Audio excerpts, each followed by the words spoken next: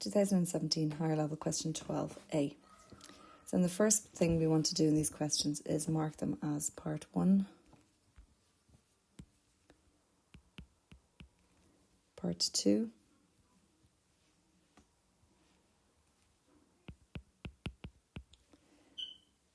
and part 3, and part 4. So from 2020 onwards, the questions have actually started to be marked like this. But it's always important to highlight how many questions we have within the one question. So the first thing we want to do here is state the laws of equilibrium. So we have two laws of equilibrium for coplanar forces. And the first one is that the sum of the forces is 0. So in other words, the up forces equal the down forces, the left forces equal the right forces. The second law states that the sum of the moments about any fulcrum is 0. So in other words, the net clockwise moments is equal to the net anti-clockwise moments. So we had 9 marks going for that. So 6 for the first one and 3 for the second.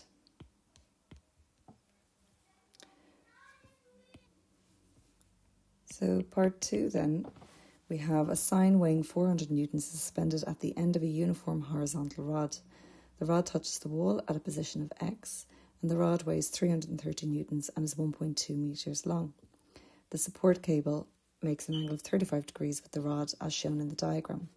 So if we were to mark in our forces here, we have the weight of the rod will act through the centre of gravity, which would be 0.6 to x, because the meter is, the rod is 1.2 meters long, so half of that is 0.6.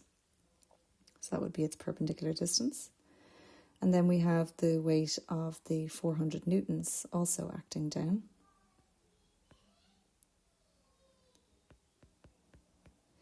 And its perpendicular distance then to the fulcrum x will be 1.2 meters long.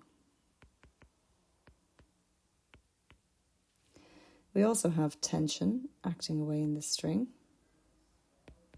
And we also have contact forces with the hinge that the rod is supported to the wall by, which would be our x and our y components. But because our fulcrum is going through this point x, then those contact forces with the wall are irrelevant because their perpendicular distance would be 0.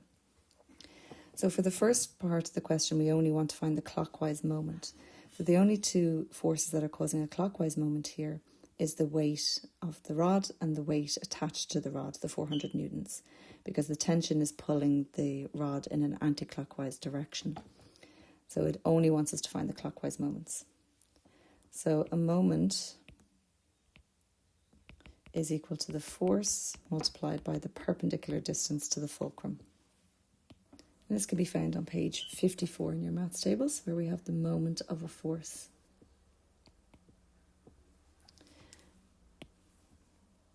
So therefore, our clockwise moment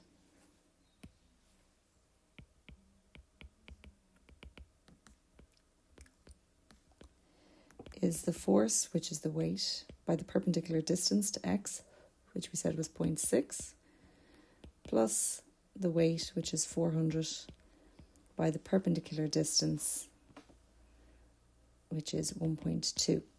Now the weight of our rod, if we go back to the question, we're told is 330 newtons. So I'm going to change this W here to 330 newtons.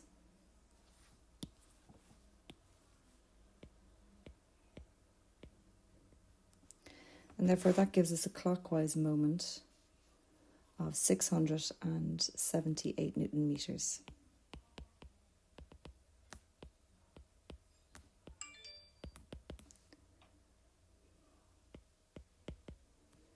So unit for force is Newton and the unit for distance is meter. So our clockwise moment unit is Newton meter. So we had 3 for our formula, 3 for substitution and 3 for our answer. So it then says, hence, calculate the tension in the cable. So it doesn't say hence or otherwise, it says hence. So that hence is telling us then that it wants us to find the anti-clockwise moments. So our sum of our moments around any point should be 0. So to find our anticlockwise moments, we have to look at our tension here because it's the only one that's causing an anticlockwise moment. But the problem is it's at an angle of 35 degrees to the horizontal. So that means we're going to have to resolve our tension. Now when resolving our tension, we will always use a different colour to represent the resolved vectors. So your two resolved vectors will always be at right angles to each other. So if I draw a new diagram for that on the next page, so we can see which one is actually going to cause the anticlockwise moment and why the other one doesn't. So if we look at our diagram in more detail here, what we can see is we actually have a right angle triangle, and therefore if we're looking at our right angle triangle, this would be the opposite side to 35 degrees, this would be the adjacent side, and this would be the hypotenuse side. So I can see that there's only one that's going to give me a perpendicular distance to x, and that's the opposite. And that's because the adjacent tension is running along the line of action. So therefore, if I'm looking at x, I'll highlight it again. There's my fulcrum. This tension here, I cannot get a perpendicular distance. So therefore, the t along the axis of the rod has no perpendicular distance. Therefore, no moment. So therefore, the only one that we're interested in is this one that is the opposite side. So remember, opposite sides of a parallelogram are equal. So if I'm getting the opposite, well, the opposite ratio we know from trig is sine. So we have sine theta is equal to the opposite over the hypotenuse. And therefore the opposite side is always going to be the hypotenuse times sine theta. And that is always the case. So if ever we're resolving our vectors and we're looking for the opposite side in our right angle triangle, it will always be h sine theta, whereas the adjacent side will always be h cos theta. So therefore our opposite is going to be the hypotenuse, which is the tension, times sine theta, well theta is 35 degrees.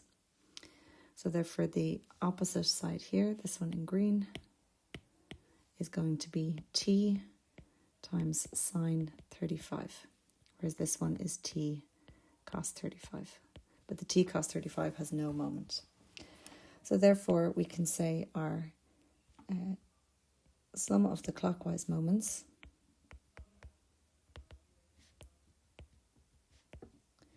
must equal the sum of the anticlockwise moments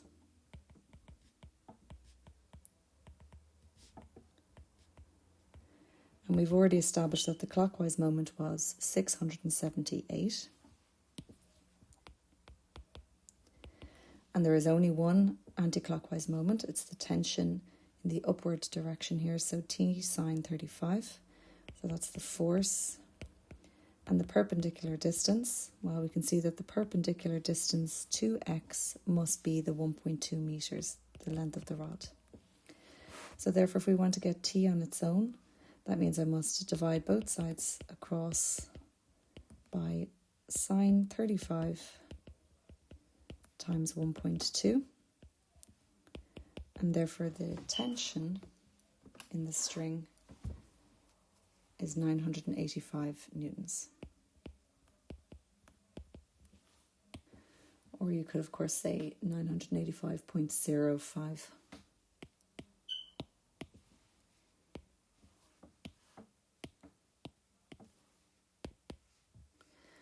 Okay, so marks going for the second part of the question then was using what we had already known, so setting up our clockwise equals our anticlockwise moments, and then getting t on its own. Okay, so the last part of the question then, part 4, says a rotating object can be in equilibrium. And why is this? So if we look at a spinning top can be in a state of equilibrium once it is rotating. So if it is rotating at a constant angular velocity, then it will be in a state of equilibrium. So we have to remember anything that is moving in a circle will have angular velocity as opposed to linear velocity. So it's really important that we have the word constant and angular in front of velocity there. So obviously air resistance will come into play, and then that will affect the constant angular velocity. And the minute it is no longer constant, it will begin to wobble and it will no longer then be in a state of equilibrium. So B looks at radioactivity. So again, we're going to break our question down into the different parts. So you can see there are 4 parts to the question. So the first one is telling us that potassium-40 is a significant source of radioactivity in the human body, and bananas are a principal source of potassium in our diet. So potassium-40, we're told, has a half-life of 1.25 by 10 to the power of 9 years, and is also a beta emitter. So the first thing it wants us to describe is what is meant by radioactivity, and then name a device used to detect beta radiation and explain its principle of operation. So for our definition of radioactivity, we must say it's the spontaneous disintegration of an unstable nucleus, and then it emits alpha, beta, and or gamma radiation. So again, we'd have 3 for saying it's the spontaneous disintegration of the unstable nucleus, and 3 for stating what is being emitted. So the device used to detect our beta radiation can either be the Geiger-Müller tube or the solid-state detector. So most people tend to remember the Geiger-Müller tube better. So the Geiger-Müller tube can detect beta radiation, and beta radiation ionizes the air in the tube, and then a pulse of current will flow. This is then detected as either a click or a number on our rate meter. So giving the name, the Geiger-Müller tube, was 3 marks, and explaining how it works was another 3 marks. If you're using your solid-state detector, obviously you could state that it uses a PN junction, and that PN junction is in reverse bias. And when we have beta radiation falling on that PN junction, we end up with an electron being released, and we get again a pulse of current detected. So part 3 then wants us to write a nuclear equation for the decay of potassium-40, given that potassium-40 is a beta emitter. So if we go to our tables, page 79, and we locate potassium, we have to know the potassium is K. And if you can't remember that, then you can go to page 92, and we can see here all our elements are in order of our letters, and we can see potassium is K. So we start with potassium. We know it's K. We can see from the tables that its atomic number is 19. And in the question, we're told it's potassium-40. So remember, that is an isotope. So its mass number you won't find from the periodic table.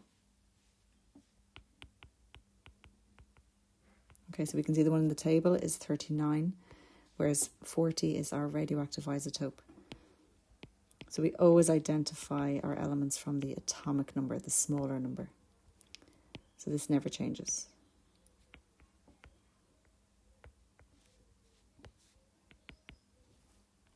So we'll always identify our element by its atomic number for these decay series, okay? So we're now looking at potassium-40 is emitting a beta particle. So a beta particle is an electron. So we would say its mass number is 0, because it's so small, and then its charge is -1. So we can either say E 0 minus 1, or we can say beta. So you need to recognize, if we're given an equation, that the E also represents the beta. They're the same thing. Okay, so what does it decay into? Well, we have to remember that this is a mathematical equation, so the left must equal the right. So therefore, 0 and 40, well, that's not going to change. So the mass number is still going to be 40 for the isotope that it's decaying into. And then on the left, we have 19. So on the right, we should also have 19. So what will give me 19 from -1? Well, it must be 20. So in other words, 20 minus 1 is equal to 19. So now we go to our periodic table. And as I said, we always identify the element by the atomic number. So that means we don't look at 40. 40 is irrelevant. That's the isotope. And we look instead at 20. So, of course, we can find 20 is right next to potassium, and it's calcium. So, in other words, potassium 40 is a beta emitter, and it'll decay into calcium 40. So, in terms of marks, what we have here is 8 marks going for this. And that's because we have 8 pieces of information to give here. So we have the atomic number and the mass number for each. So it would be 2, 4, 6. And then we had to identify the beta emitter and what it decays into, which would be our 7 and our 8. Now, if we have calcium incorrect, so we have it decaying into something else, then we would actually lose 3 marks for that. So it was really important to make sure that that was calcium. Okay, so the last part then says we have to calculate the number of potassium 40 nuclei in this person. So if we go to page 63 here in our tables, we can see our activity, or our law of radioactive decay, is the activity is equal to the decay constant times n, which would be the number of nuclei, which is what we're looking for. Now, what information have we been given in the question? So if we look at the question, again, we'll highlight that we're given the half-life of potassium 40 and we're given the activity of potassium 40. So let's write that down. So we know that the half-life is equal to 1.25 by 10 to the power of 9 years.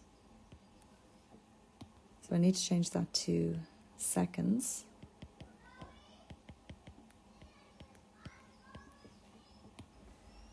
So we'd have times 365 days times 24 times 60 minutes times 60 seconds. So in other words, our half-life is equal to 3.942 by 10 to the power of 16 seconds. And then we're told the activity is equal to 5,400 becquerels. So we need to work out what our decay constant is, because n is going to be the activity divided by the decay constant. So again, if we look at page 63 here, we can see a formula for our half-life. So we say the half-life is equal to ln2 over lambda. So that means then I can get my decay constant. So my decay constant is ln2 divided by the half-life. So I have ln2 divided by 3.942 by 10 to the power of 16, which gives me a decay constant of 1.758336 by 10 to the minus 17, and that's per second. So now if I sub into my equation, I can get n, the number of nuclei, is going to be the activity divided by lambda. So in other words, n is going to equal 5,400 divided by 1.75836 by 10 to the power of minus 17. And obviously I've rounded slightly there with my decay constant, so the less you round, obviously the better. And that gives us then 3.07 by 10 to the power of 20 would be the number of potassium 40 nuclei in this person.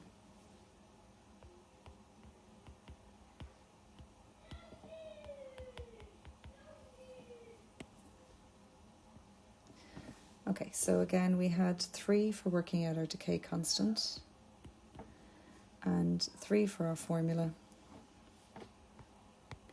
and 3 for our answer. So for C here, we have 3 parts. We're looking at the Dutch artist Rembrandt used a concave mirror to etch self-portraits by projecting an inverted image of himself onto a copper sheet. And we have to draw a ray diagram to illustrate how this happens. We then have to calculate, so I'm actually just going to change that to A and B here for the purpose of me using part 1, part 2 and part 3. And we have to calculate the distance from the sheet to the mirror, the distance from the object to the mirror, in order for us to have a focal length of 60 centimetres and an image that is half the size of the object.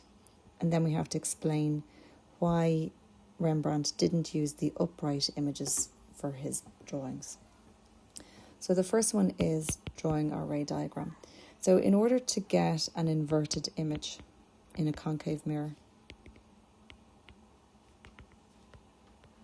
we need to know our positions. So where do we place the object in order to get this in a concave mirror? And there's basically 3. We can have outside the centre of curvature, we can have at the centre of curvature, and we can have between C and F. And all of those will give us an inverted image that is real in the concave mirror. So if we take one of them, so say here outside of C, then we always take 2 light rays. So we draw our object as an arrow facing up, and we have a light ray travelling parallel to the principal axis. It hits the mirror and it is reflected back through F, so through the focal. We then take our second light ray and we can take it so that it's travelling through the focal and then back parallel. And where the 2 light rays actually intersect, we get a real image being formed, and we can see that it is an inverted, diminished real image. So always making sure you're putting arrows on all of the light rays and making sure that, again, you can see when you have your image formed, you must actually draw the image. So if you're drawing an arrow facing up, you must draw an arrow from the principal axis down to where the light rays actually intersect. Otherwise, you will lose marks. So we had 3 marks for drawing the concave mirror. We had 3 marks for having our object at any of these 3 positions here. So 3 marks for having the object outside C is what I've drawn. And then we have 2 marks for drawing 2 correct rays. So for our rays coming from the object. And then we have to show the correct image at the intersection of the rays. So if you don't draw your image, you will lose your marks. So we need to have 2 marks for this arrow, which is pointing down from the principal axis to the point of intersection. Okay, so the second thing it wants us to do then is to do our calculation. So we're told here that the focal length of the mirror is 60 centimetres. And for optics, this is one of the areas where we don't really have to change to SI units, only power. Power would be per metre. But for our focal length, our object distance and our image distance, we can keep it in terms of centimetres. And the second piece of information we're told is that the magnification is half the size of the object. So that means that M is equal to a half. So if we go to our optics page in our tables, we can see our focal length, our lens maker's formula is 1 over F equals 1 over U plus 1 over V, and also that our magnification is V over U. So we're going to have to start with the magnification equals V over U so that we can find some sort of relationship between V and U. So that means that V over U is equal to a half. So if I cross multiply there, I end up with U is equal to 2V. So that means then if I use my formula for my concave mirror, 1 over F equals 1 over U plus 1 over V. And I sub in for F, I have 1 over 60. And I have 1 over U, so instead of U, I'm going to put in 2V. And then I have plus 1 over V. So now what I need to do is get a common denominator here. So my lowest common denominator on the right-hand side would be 2V. So 1 over 2V, which means I need to multiply the top and the bottom there by 2. So that will give me 2 over 2V. So therefore I have 1 over 60 on the left, and I can add the top, my numerators there, so because the denominators are now the same. So I have 1 plus 2 is 3 all over 2V. So again, if I cross multiply, because I have a single fraction on the left equals a single fraction on the right. So then I'll end up with 2V is equal to 3 times 60, which is 180. And therefore V is equal to, V is equal to 90 centimetres. So that is the distance from the sheet to the mirror, in other words, the image distance. So the next thing it wants us to do then is to calculate the distance from the object to the mirror. So in other words, we're looking for our object distance. And our object distance is, of course, u. And we know from up here that u is equal to 2v. So if v is equal to 90, then u is 180 centimetres. So in other words, our object distance is 180 centimetres and our image distance is 90.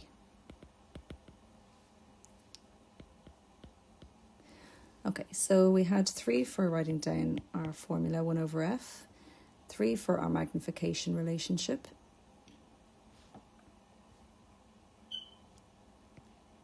and 3 for working out our image distance, and then we had 3 for working out our object distance. Okay, so the last part of the question then says, well, why can we not use the mirror to produce an upright image for Rembrandt's drawings?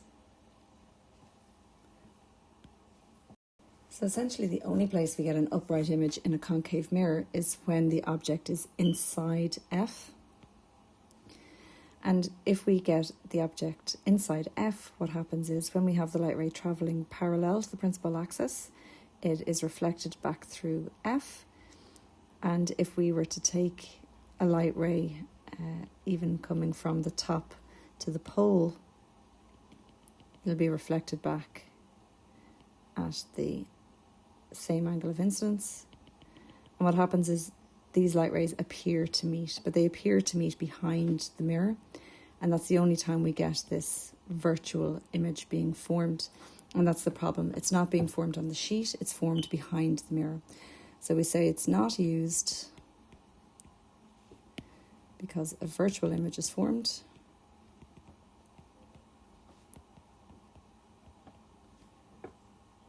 When object is inside F.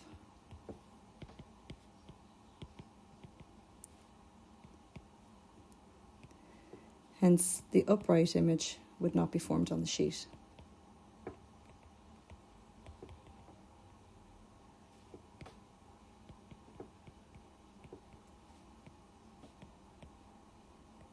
But instead behind the mirror.